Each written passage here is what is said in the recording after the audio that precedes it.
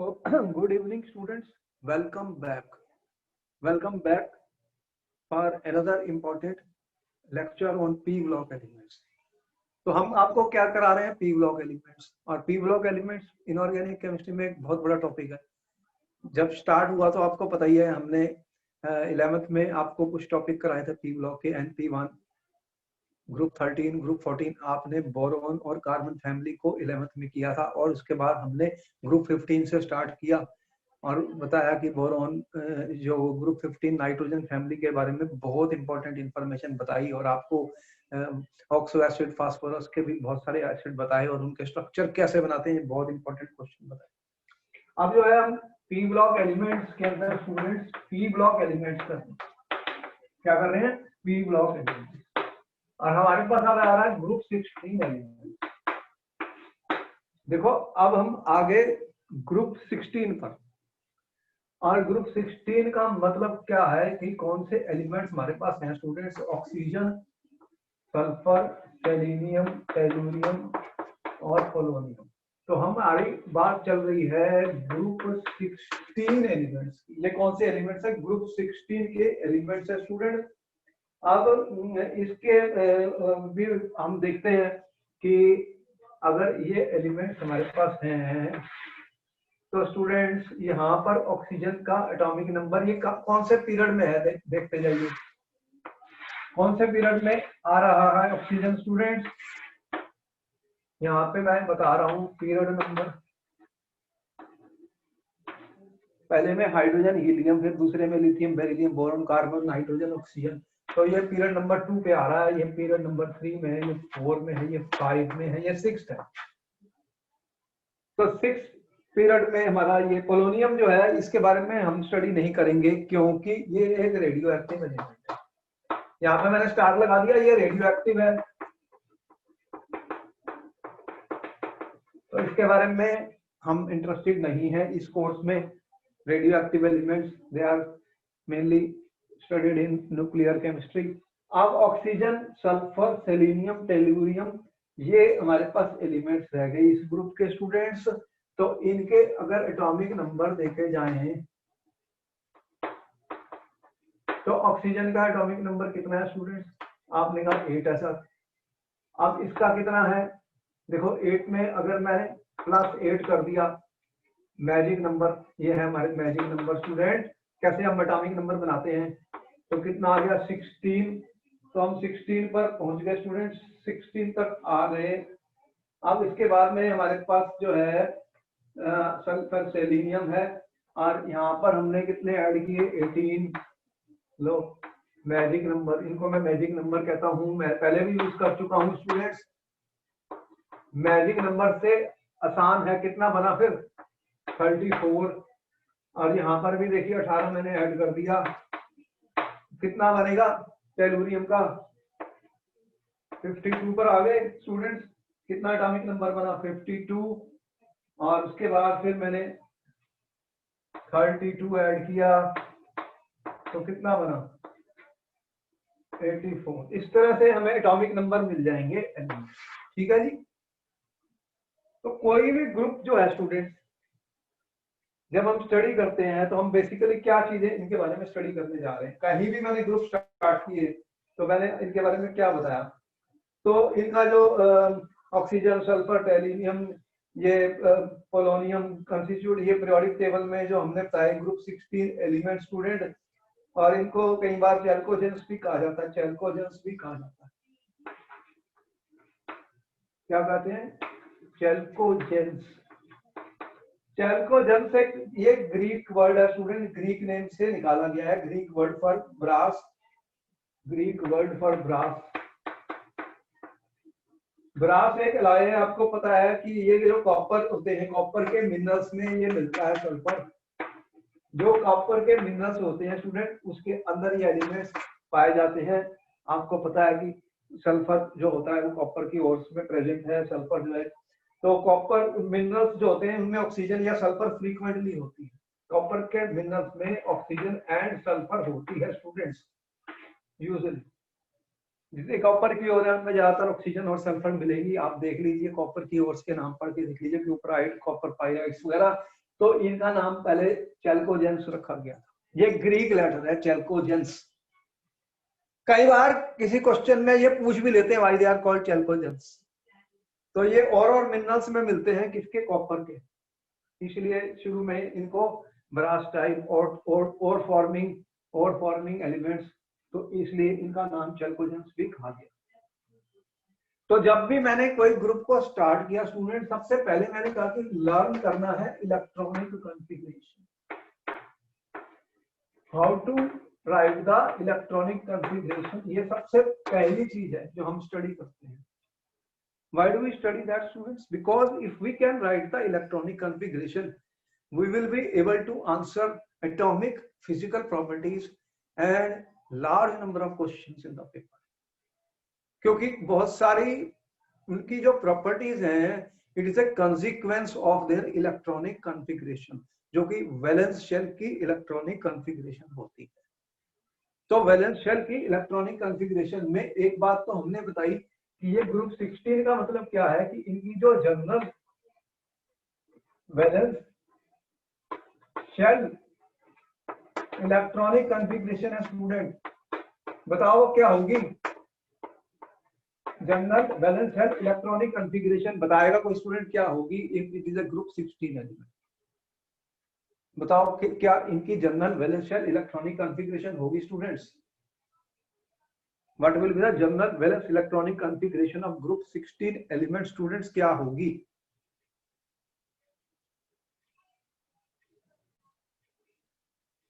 What will be the general valence electronic configuration of group 16 elements?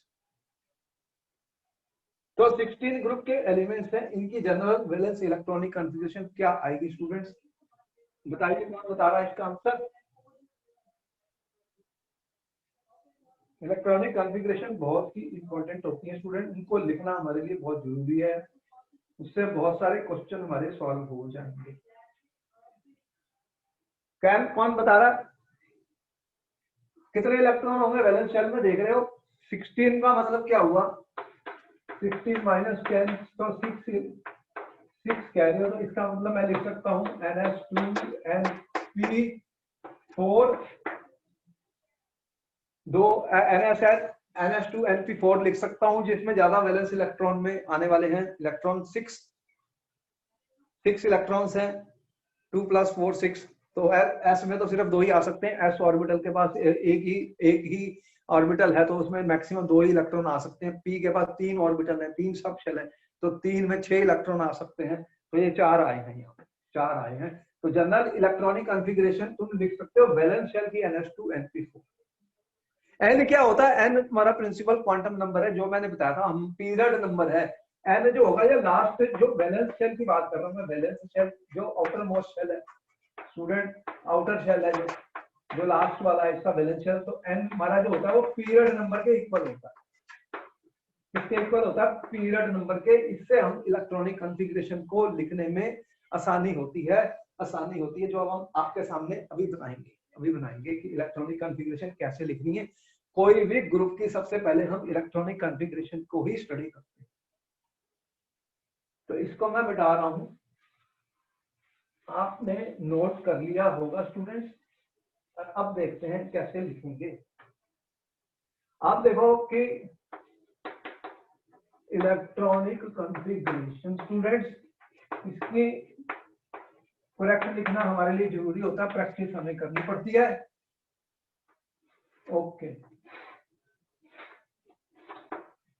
Oxygen का बात कर रहा हूं, 8 इसका एटॉमिक नंबर बता रहे हो, ठीक है 8। ओके,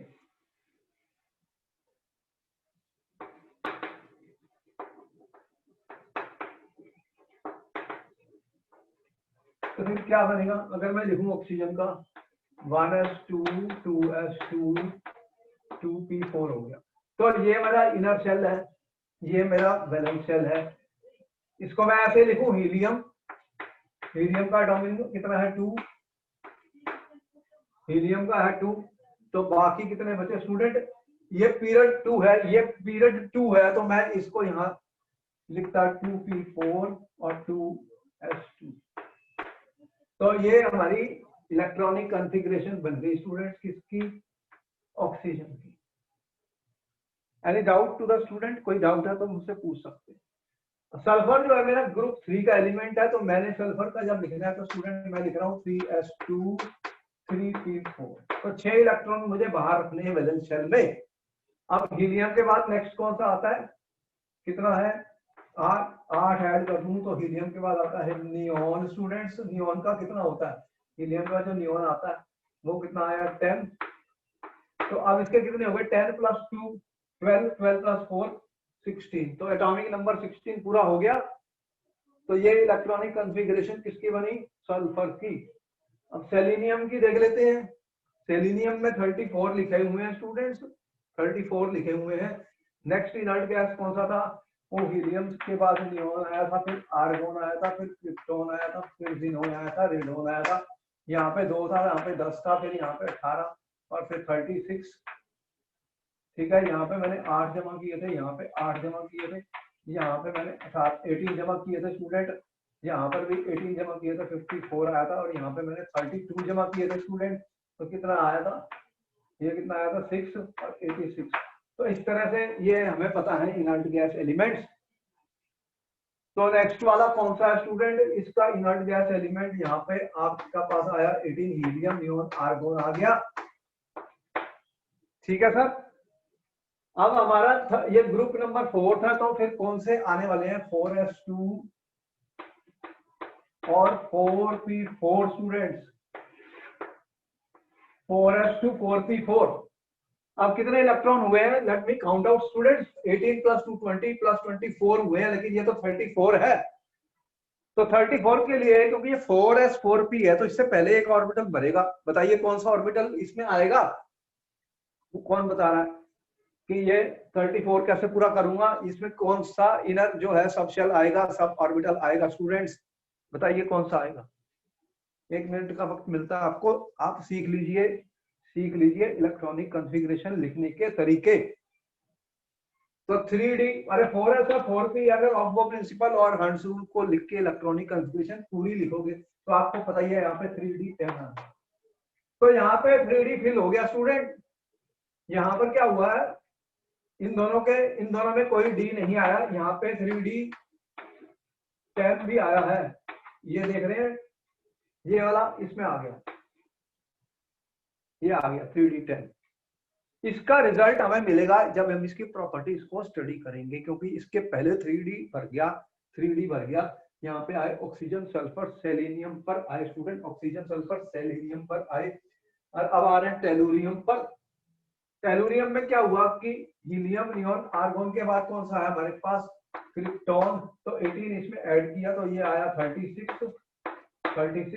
अब ये कौन से पीरियड का एलिमेंट है, 5th पीरियड का। तो मैं एंड में 5s2 और 5p4 तो लिखी हूँ, समझ में आई। ns2 np4 मैंने बताई कि इसकी जो वैलेंस शेल की आउटर इलेक्ट्रॉनिक कॉन्फ़िगरेशन है स्टूडेंट जनरल। अब कितने इलेक्ट्रॉन हुए स्टूडेंट, 38 + 2 42 है, तो 10 इलेक्ट्रॉन कम पड़ रहे हैं। तो बताओ कौन सा ऑर्बिटल इसके पहले आएगा, 5s है, 5p पे तो 4d आएगा। तो यहाँ पर 4d 10, यहाँ पर आपको एक चीज दिख रही है, ये 4d 10 भरा हुआ आ गया है। जो मैं पॉइंट्स मार्क कर रहा हूँ ये कर लो, क्योंकि यहाँ पर जो डिफरेंस आ रहे हैं मैं इलेक्ट्रॉनिक कॉन्फ़िगरेशन में आपको एक्सप्लेन कर रहा हूँ कि how to write the electronic configuration of different elements of a group. ये जरूरी होता है कि हम सबसे पहली चीज इलेक्ट्रॉनिक कॉन्फ़िगरेशन लिखना सीखते हैं स्टूडेंट, क्योंकि इसके बेस पर इसके कॉन्सिक्वेंस हमें मिलेंगे। जब डी बढ़ रहा है तो वो क्या काम करेगा, आपको हम बता चुके हैं कि एक स्क्रीनिंग इफेक्ट होता है, एक शील्डिंग इफेक्ट होती है। जब डी और एफ बढ़ जाते हैं तो डी का इफेक्ट आएगा, डी इफेक्ट, और एफ का इफेक्ट आएगा। एफ का इफेक्ट से लेंथेनाइट कॉन्ट्रैक्शन कहते हैं, और डी इफेक्ट होता है तो वो क्या करते हैं, डी और एफ ऑर्बिटल्स की शील्डिंग पुअर होती है स्टूडेंट, वो डिफ्यूज और बड़े साइज के होते हैं, तो न्यूक्लियर अट्रैक्शन जो होती है इफेक्टिव वो बढ़ जाती है, और जो एस ऑर्बिटल्स के इलेक्ट्रॉन होते हैं वो ज्यादा स्ट्रांगली अट्रैक्ट होता है किसके पास, न्यूक्लियस के पास, जिसको हमने इनर्ट पेयर इफेक्ट बताया था ग्रुप 15 में, और मैंने कहा था इस पर क्वेश्चन आता है। और उसका कंसिक्वेंस भी बताया था कि केवल लोअर ऑक्सीडेशन स्टेट जो थी ग्रुप 15 में +3 मोर स्टेबल हो गई थी डाउन द ग्रुप, +5 जो थी वो ऊपर ज्यादा स्टेबल थी। तो इसी टाइप का इफेक्ट यहाँ भी मिलने वाला है। कंपैरिजन देखो ग्रुप 15, ग्रुप 16, ग्रुप 17 का कंपैरिजन भी आता है पेपरों में, जो हमें सोचना है। अब यहाँ पर अगर आएंगे हम लास्ट वाले पे सर, तो वो तो रेडियो एक्टिव है, तो ज्यादा हमें स्टडी नहीं करनी, पर इलेक्ट्रॉनिक कॉन्फ़िगरेशन लिख देते हैं। तो लिखने में क्या होगा, यहाँ पर 6s2 और 6p4 आएगा, क्योंकि ये 6th पीरियड में आ गए। और यहाँ पर अगर मैंने क्रिप्टॉन के बाद मेरा आ गया ज़ीनॉन, तो ये है 54। अब कितने इलेक्ट्रॉन है इसमें, तो 84 है, स्टूडेंट्स देख रहे हैं। तो यहाँ पर क्या हुआ फिर, यहाँ पर एक तो 5d आएगा, और अभी भी कितने इलेक्ट्रॉन बचे हैं देखो, 54 + 10 कितने हुए, 64 और 2 66 और 4, तो ये हुए हमारे पास 70। अभी 14 इलेक्ट्रॉन लेस है, तो 14 इलेक्ट्रॉन पूरा करने के लिए यहाँ पे क्या आया है, 4f14। तो यहाँ देख रहे हो, अब f और f भी ऑर्बिटल भर गए हैं, f के ऑर्बिटल भी स्टूडेंट भर गए। तो यहाँ पर देख रहे हो 4f14 भी आया है और 5d10 भी आया है। तो ये आपके सामने रही इलेक्ट्रॉनिक कॉन्फ़िगरेशन। किसी को कोई डाउट है तो पूछ सकते हो मेरे को, कोई भी डाउट है स्टूडेंट तो पूछ सकते हो क्वेश्चन, अभी मैं यही हूँ आपके सामने। बोलो स्टूडेंट्स, कोई doubt? Any doubt, students? You can ask me the question.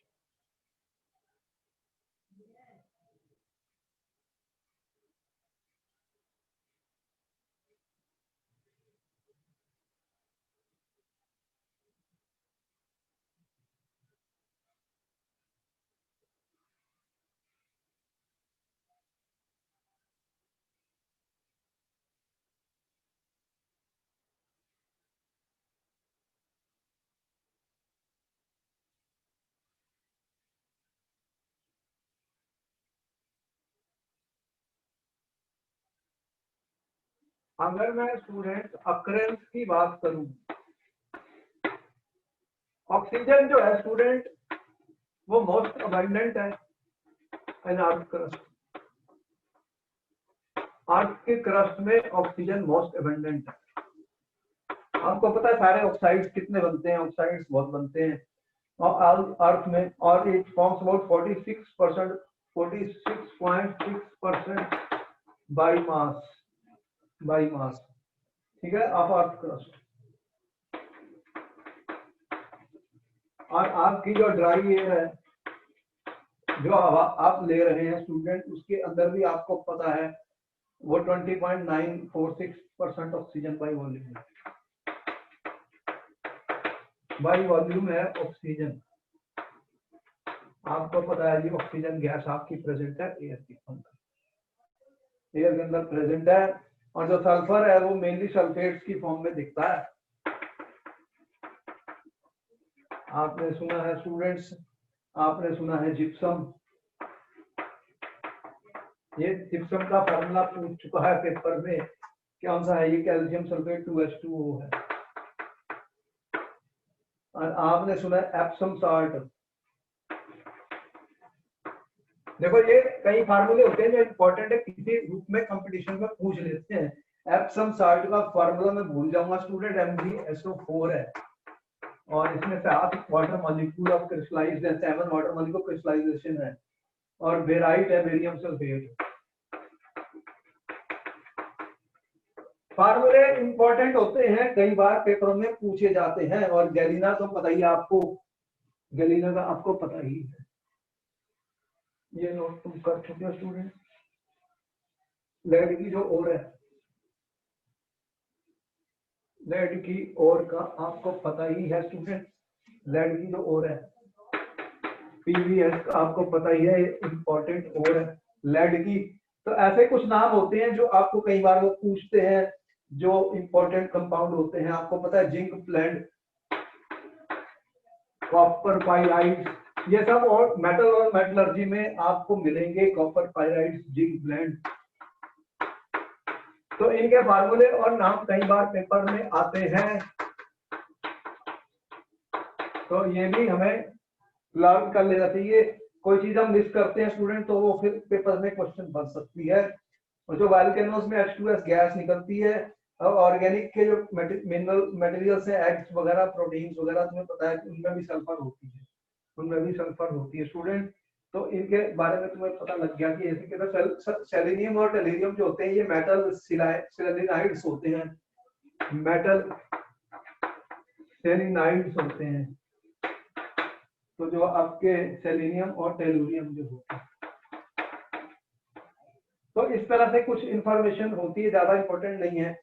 और आपको पता ही है कि जो पोलोनियम है वो डीके प्रोडक्ट है थोरियम और यूरेनियम नहीं है। पोलोनियम जो है ये रेडियो एक्टिव है, तो डीके प्रोडक्ट है, डीके प्रोडक्ट है। यूरेनियम एक रेडियो एक्टिव मिनरल है, आपको पता है, बहुत यूज होता है। थोरियम और यूरेनियम का डीके प्रोसेस में मिलता है। यहाँ पर जो मेन इंपॉर्टेंट है, देखो जिप्सम क्या है, कई बार ये फार्मूला पूछ देगा, what is gypsum, CaSO4 2H2। Epsom salt क्या होता है, एप्सम साल्ट क्या होता है, फार्मूला MgSO4 7H2। ऐसे कुछ इंपॉर्टेंट ओर्स हैं, मिनरल्स हैं जो कि हमारे अर्थ क्रस्ट में पाए जाते हैं स्टूडेंट, इनके बारे में भी हमें पता होना चाहिए। तो अकरेंस के बारे में भी तुमने नोट कर लिया स्टूडेंट, जितनी नॉलेज ये बुक्स में मिल जाएंगी आपको सारी NCERT में, तो इनको हमें कुछ नहीं याद ही करना पड़ेगा, क्योंकि और कोई रास्ता नहीं है स्टूडेंट, इनको भी आप याद कर लीजिए।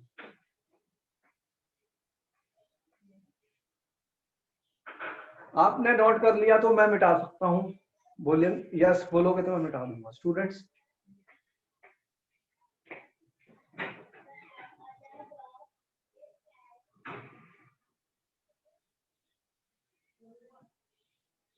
कर लिया सर।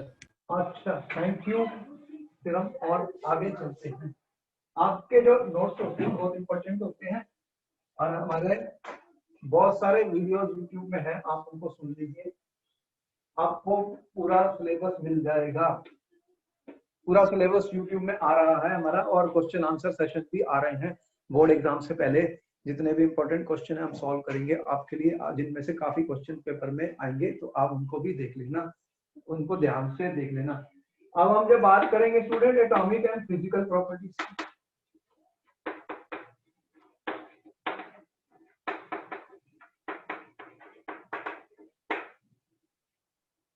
तो सबसे पहले जो हम चीज देखते हैं, आपके NCERT में आपको एक टेबल मिलेगा स्टूडेंट, टेबल मिलेगा, हर बुक में मिलेगा, जिसमें वो आपको देगा, हम बात कर रहे हैं कोवलेंट और आयनिक रेडियाई की। तो इनके जो रेडियस है आपके पास है, oxygen, sulphur, selenium, tellurium, polonium के बारे में हम रेडियो एक्टिव एलिमेंट है, ज्यादा स्टडी नहीं कर ले।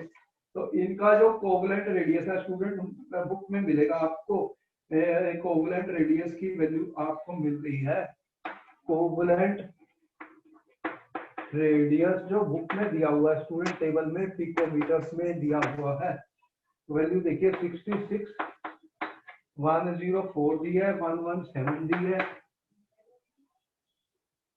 137, और पोलोनियम की 146 पिकोमीटर दे रखी है। तो बताइए कि as you go down the group student, as we go down the group, the covalent radius increase.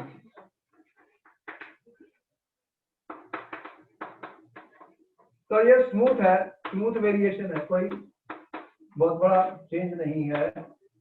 अगर कोई एक्सेप्शन आई थी तो हमने इसको डिस्कस किया था, यहाँ कुछ खास पॉइंट नहीं है देखिए, लेकिन यहाँ पे इंक्रीज ज्यादा ही दिखता है, देख रहे हैं ये 70 और 100, 30 का डिफरेंस है, 30 का डिफरेंस है, यहाँ पर 30 पिकोमीटर का डिफरेंस है, यहाँ पे डिफरेंस कम है, यहाँ पे कितना डिफरेंस है, 20 का है, और यहाँ पर तो और भी कम है।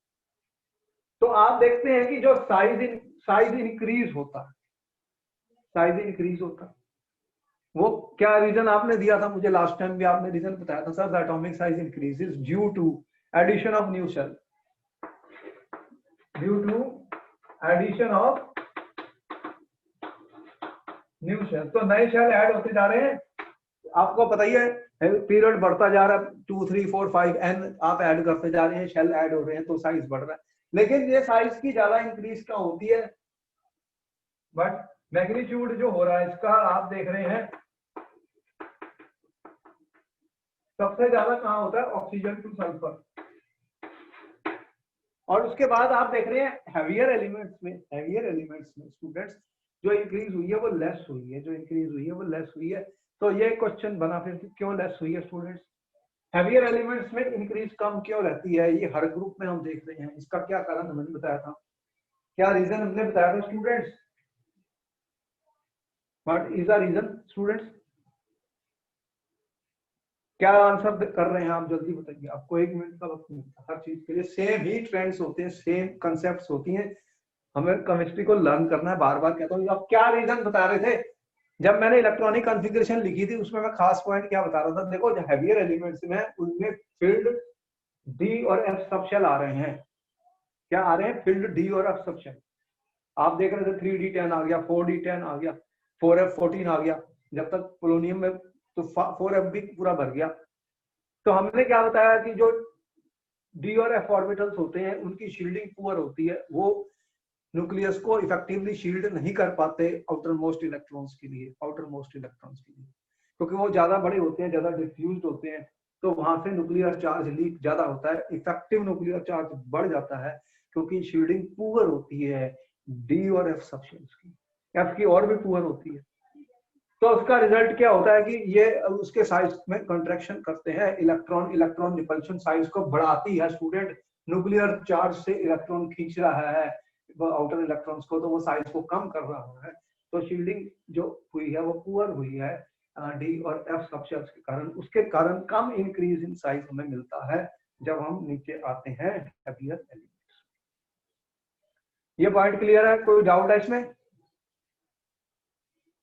बोलिए यस और no students, do you have any doubt in this.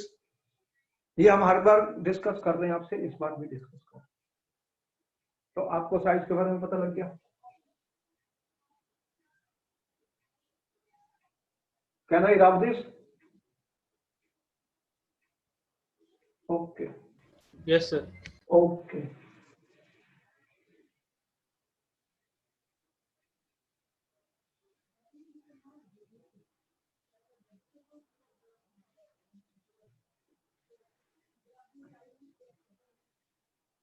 Second जो प्रॉपर्टी हम हर बार ही आपको बताते हैं वो है आयोनाइजेशन एंथैल्पी। स्टूडेंट्स ये सारी प्रॉपर्टी बहुत इंपॉर्टेंट है, जब इनकी केमिकल रिएक्शन स्टडी करेंगे उसमें सारी ही आ जाएंगी स्टूडेंट। आयोनाइजेशन एंथैल्पीज क्या होती है और इनकी वैल्यूज भी हमें बुक में मिल जाएंगी, इनकी वैल्यू भी हमें बुक में मिल जाएंगी स्टूडेंट्स।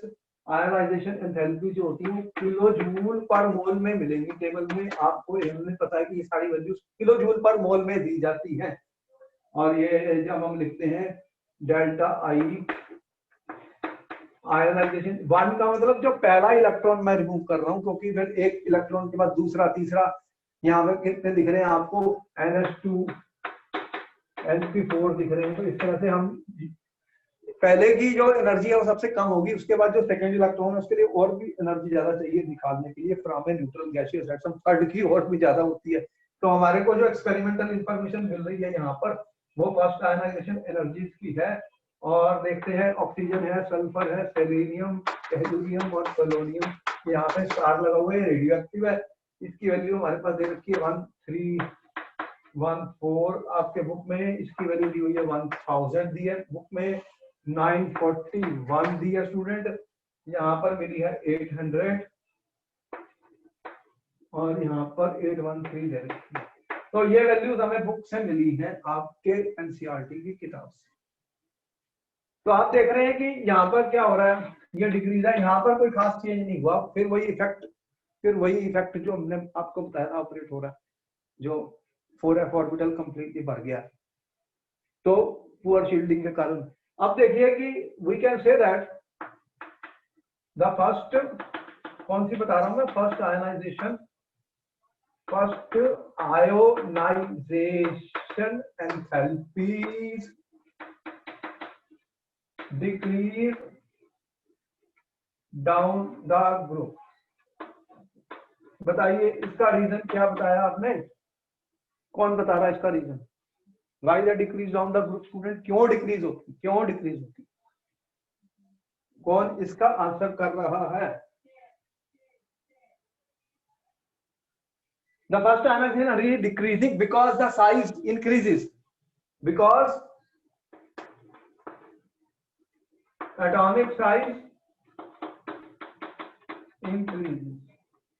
तो साइज अगर बढ़ जाएगा स्टूडेंट तो इलेक्ट्रॉन बाहर वाला जो आउटर मोस्ट है वो न्यूक्लियस से दूर हो जाएगा, तो उसकी एनर्जी कम चाहिए हमें निकालने के लिए, वो लूज हो जाएगा, न्यूक्लियर अट्रैक्शन से दूर हो गया, तो उसको आसान है निकालना, उसकी आयनाइजेशन एंथैल्पी कम होती है। तो मैं जनरली एक बात लिख सकता हूँ, क्या लिख सकता हूँ कि आयनाइजेशन एंथैल्पी जो होती है स्टूडेंट, आयोनाइजेशन एंथैल्पी जो होती है, it is inversely proportional to size of the atom. तो मैं ये लिख सकता हूँ जनरल, हर बार काम आएगा, हर ग्रुप में काम आएगा, साइज बड़ा तो आयनाइजेशन एंथैल्पी कम। ये फर्स्ट आयनाइजेशन एंथैल्पी की बात चल रही है हमारी, इस तरह से सेकंड थर्ड भी हम कर सकते हैं। तो ये डाटा जो होता है हमारे पास इनऑर्गेनिक केमिस्ट्री में, मैंने आपको बताया एक्सपेरिमेंटल डाटा में है, उसको एक्सप्लेन करना है, ऐसे ही क्वेश्चन आते हैं और ऐसे ही क्वेश्चन बनते हैं स्टूडेंट्स। तो यहाँ पर कोई डाउट, यहाँ जो चेंज आई है यहाँ पे तो मतलब आप देख रहे हैं कि ये कम होना चाहिए, थोड़ा सा बढ़ गया, ऑलमोस्ट सेम ही है, due to the screen poor shielding by the f orbitals, जो एफ ऑर्बिटल भर गए उसका रिजल्ट मिला है हमें पुअर शील्डिंग, तो इसलिए क्या हुआ, थोड़ी अट्रैक्शन ज्यादा हो गई है, तो इससे थोड़ा सा वो इंक्रीज कर दिया आयनाइजेशन एनर्जी। ये भी आपके सामने आ गया स्टूडेंट्स, कोई डाउट है तो पूछ लो।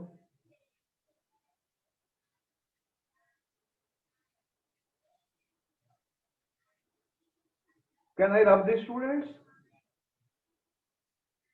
कोई खास चेंज नहीं है, बहुत ही स्मूथ वेरिएशन है, इसलिए कोई बहुत बड़ी वेरिएशन नहीं हुई। जहां पर होगी हम आपको बताएंगे, वो क्वेश्चन इंपॉर्टेंट हो जाते हैं पेपर के लिए, और वो पेपर में आते हैं, पेपर और बहुत बार आते हैं, तो उनका डिस्कशन हम ज्यादा करते हैं।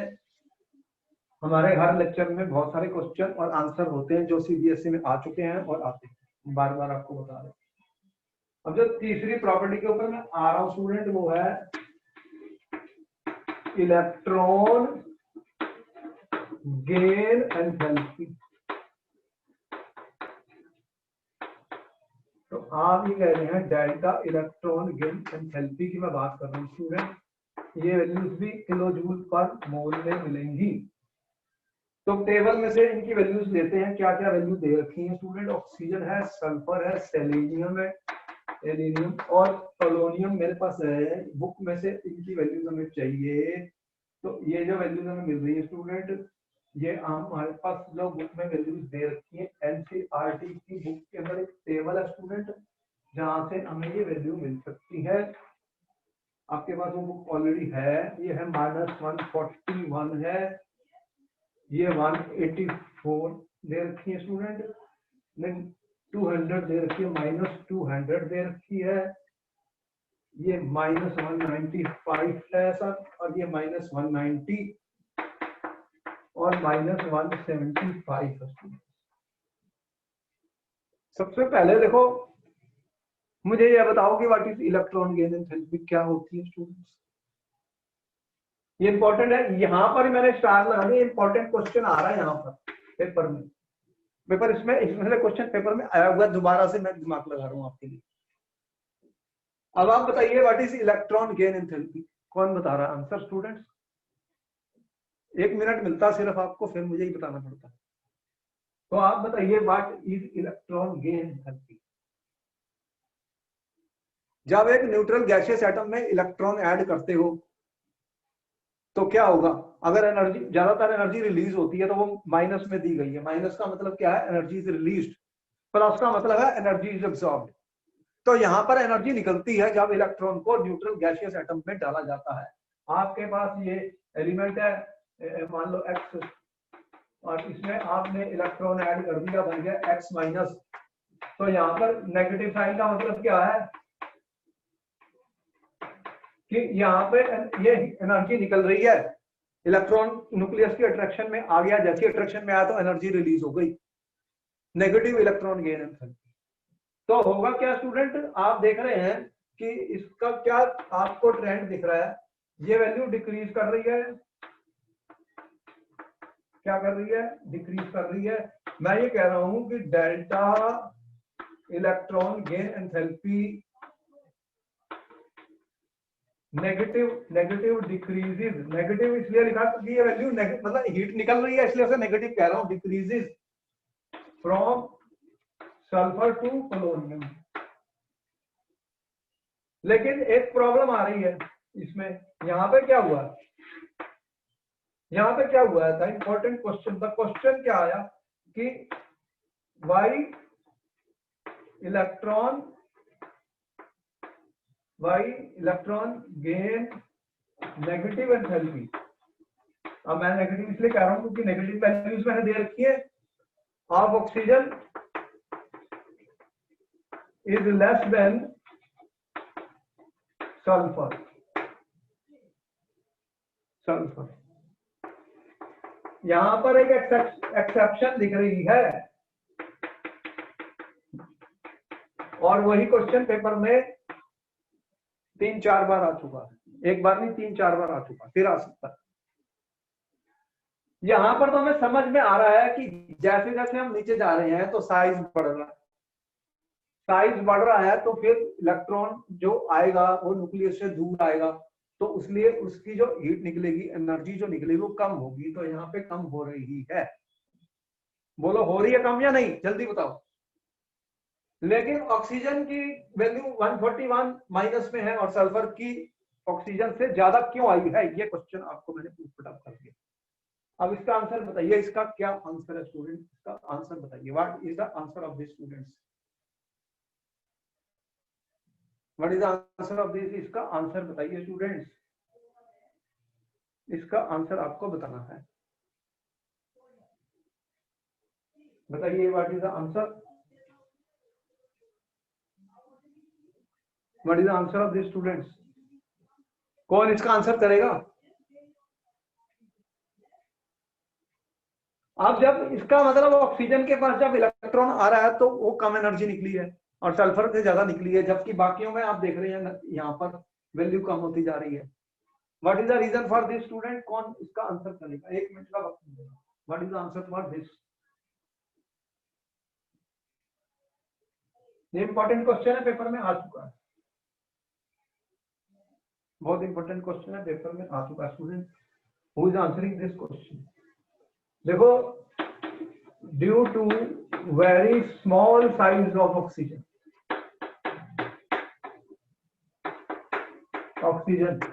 atom, the incoming electron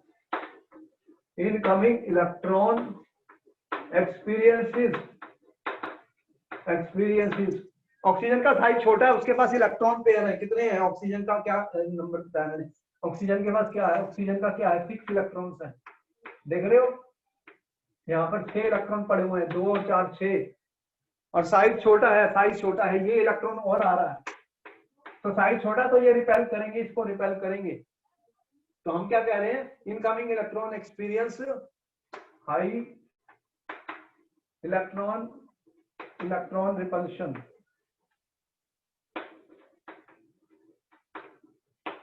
तो जो इलेक्ट्रॉन रिपल्शन हाई है, जो आने वाला इलेक्ट्रॉन है, जो ऑक्सीजन के इलेक्ट्रॉन जो होते हैं, ऑक्सीजन कॉम्पैक्ट है, छोटा है, ड्यू टू स्मॉल कॉम्पैक्ट, मैंने कॉम्पैक्ट भी वर्ड यूज कर दिया अगर आपको ये लग रहा है, ड्यू टू स्मॉल कॉम्पैक्ट, छोटा साइज है, कॉम्पैक्ट है, तो इनकमिंग इलेक्ट्रॉन को इलेक्ट्रॉन रिपल्शन बहुत ज्यादा है, इसलिए वो उसकी वैल्यू कम आ रही है एज कंपेयर टू सल्फर, इसको नोट कर दो, ये इंपॉर्टेंट क्वेश्चन है, पेपर में कई बार आ चुका है स्टूडेंट, कई बार आ चुका है, ठीक है, due to compact nature of the oxygen the electron repulsion is more, तो इसलिए इसकी वैल्यू क्या होती, कम हो जाती है। Sulphur has larger size than oxygen, तो सल्फर का साइज लार्जर है तो इलेक्ट्रॉन डेंसिटी कम हो जाती है, सल्फर के ऊपर साइज लार्जर है, इलेक्ट्रॉन डेंसिटी कम हो जाती है, तो इलेक्ट्रॉन रिपल्शन कम हो जाती है, तो इसलिए सल्फर लार्जर साइज है, इसलिए क्या होता है, इसकी वैल्यू मोर नेगेटिव है। Therefore sulphur has more negative electron gain enthalpy. यह पेपर में आ चुका क्वेश्चन, इसको नोट कर लो, इंपॉर्टेंट था, ये इंपॉर्टेंट पॉइंट था, बार बार मैं कह रहा हूँ, ये बहुत इंपॉर्टेंट पॉइंट है, इसको नोट कर दो स्टूडेंट, इस पॉइंट को नोट कर लो, ये क्वेश्चन पेपर में आ चुका है। Important question for the exam, important question for the exam, I am telling you, you will note down this very important question students। कोई डाउट है इसमें किसी को?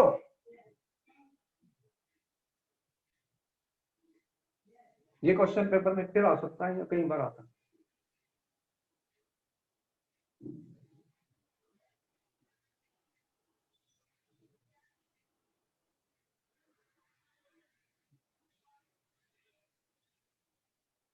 तो इलेक्ट्रॉन गेन एंथैल्पी का भी हमें समझ आ गई।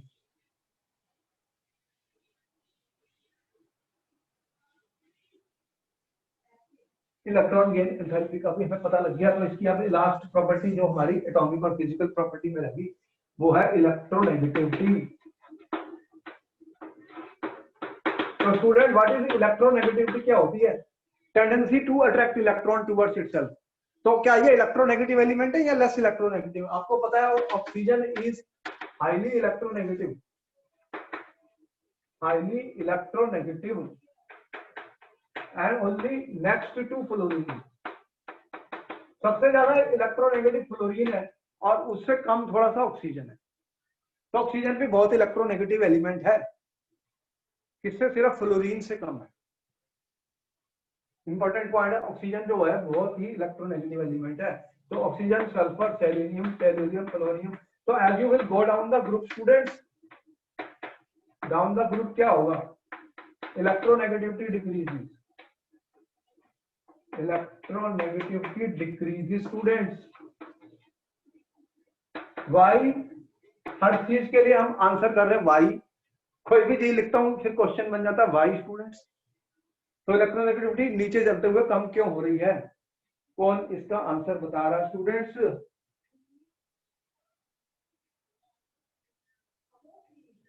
इसका आंसर क्या है? नीचे बिकॉज ऑफ दी साइज बढ़ रहा है, because of increase in size, because of the increase in atomic size down the group। तो साइज बढ़ता जाएगा, इलेक्ट्रोनेगेटिविटी कम होती जाएगी। तो बताओ मेटालिक कैरेक्टर नीचे बढ़ेगा या कम होगा? कौन बता रहा है इसका आंसर? मेटालिक कैरेक्टर बढ़ेगा या कम होगा डाउन द ग्रुप? तो मेटालिक कैरेक्टर क्या होगा? Down the group increases.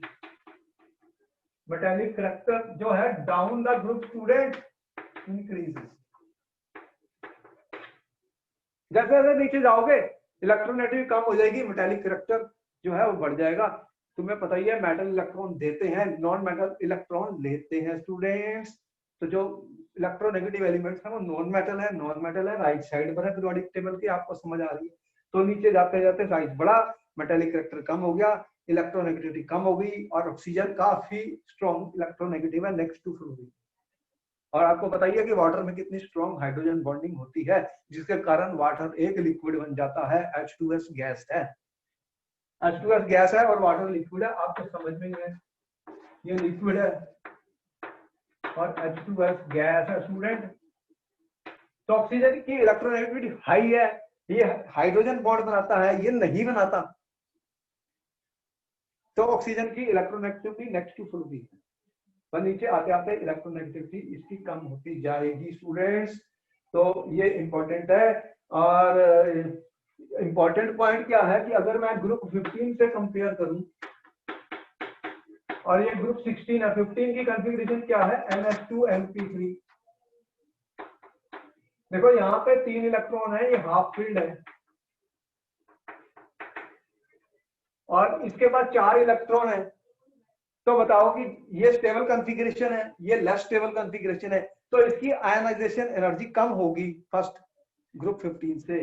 तुम क्या कह सकते हो कि आयनाइजेशन एंथैल्पी जो होगी स्टूडेंट, अगर मैं कंपेयर करूं, मैं एक स्टेटमेंट और लिख रहा हूं, क्या लिख रहा हूं, मैं ये कह सकता हूं कि ionisation enthalpy of group 16, first ionisation of group 16 is less than group 15। इनकी कॉन्फ़िगरेशन NH2NP3 है, इनकी कॉन्फ़िगरेशन NH2NP4 है। तो this is extra stable outer valence electronic configuration due to half filled, ये कंप्लीटली फील्ड और हाफ फील्ड आप दिख रहे हैं। हाफ फील्ड इसमें p ऑर्बिटल जो है p सब शेल आपका हाफ फील्ड है, तो उसमें से इलेक्ट्रॉन को निकालना ज्यादा मुश्किल है, ज्यादा एनर्जी चाहिए, जबकि ये इसमें एक इलेक्ट्रॉन हाफ फील्ड से ज्यादा है। तो अगर ये जल्दी इलेक्ट्रॉन लूज करेगा पहला एज कंपेयर टू दिस। तो इस टाइप का क्वेश्चन भी पेपर में आता है, इसलिए मैंने ये भी डिस्कस कर दी कि ग्रुप 15 और 16 की आयनाइजेशन एंथैल्पी कंपेयर की जाएगी, तो ग्रुप 16 की फर्स्ट आयनाइजेशन कम आएगी, क्योंकि वो इलेक्ट्रॉन कॉन्फ़िगरेशन जो है लेस स्टेबल है than the half filled electron configuration of group 15 elements. बोलो, समझ में आया? कोई डाउट है इसमें स्टूडेंट्स? No sir. तो यहाँ पर हमारा ये लेक्चर में खत्म हुआ। हमने एटॉमिक और फिजिकल प्रॉपर्टीज ग्रुप 16 की बताई, और नेक्स्ट लेक्चर में हम इसके आगे कंटिन्यू करेंगे। तो हमारी जितनी भी वीडियोस आ रही हैं आप उनको सुन सकते हैं और शेयर कर सकते हैं अपने फ्रेंड्स के साथ। उसमें सारे के इंपॉर्टेंट से इंपॉर्टेंट क्वेश्चन को बोर्ड में जो आए हैं उनको डिस्कस करते हैं। तो थैंक यू वेरी मच, फिर मिलते हैं नेक्स्ट टाइम। आप मेहनत करते रहिए और अब ज्यादा से ज्यादा फ्रेंड्स को अपने साथ जोड़िए, ताकि उनका भी भला हो और वो एग्जाम में अच्छी परफॉर्मेंस दे सकें। स्टूडेंट, हार्ड वर्क का कोई सब्स्टिट्यूट नहीं है। अगर हमने मेहनत नहीं की तो हम फिर फेल हो जाएंगे। अब ये सोच के हम कहेंगे कि सर ऑनलाइन क्लास चल रही है, अब स्कूल नहीं हो रहे, इससे कोई फर्क नहीं पड़ता। अब तुम्हें इसमें एडजस्ट करना है, तुम्हें अपने पेपर की तैयारी करनी है, और सारी तैयारी ऑनलाइन ही हो सकती है। अभी स्कूल नहीं खुल सकते, आपको इस बात का ऑलरेडी पता है। तो हमारे साथ बने रहिए और हमारे लेक्चर्स को सुनिए, उनकी रिकॉर्डिंग आपको मिल रही है, आप उनसे पूरी हेल्प लीजिए। ऑर्गेनिक केमिस्ट्री भी स्टडी करिए, सब कुछ देखिए। तो मैं फिर मिलता हूँ। Good night students, my best wishes to you and your friends, and I will meet you in my next lecture. Thank you.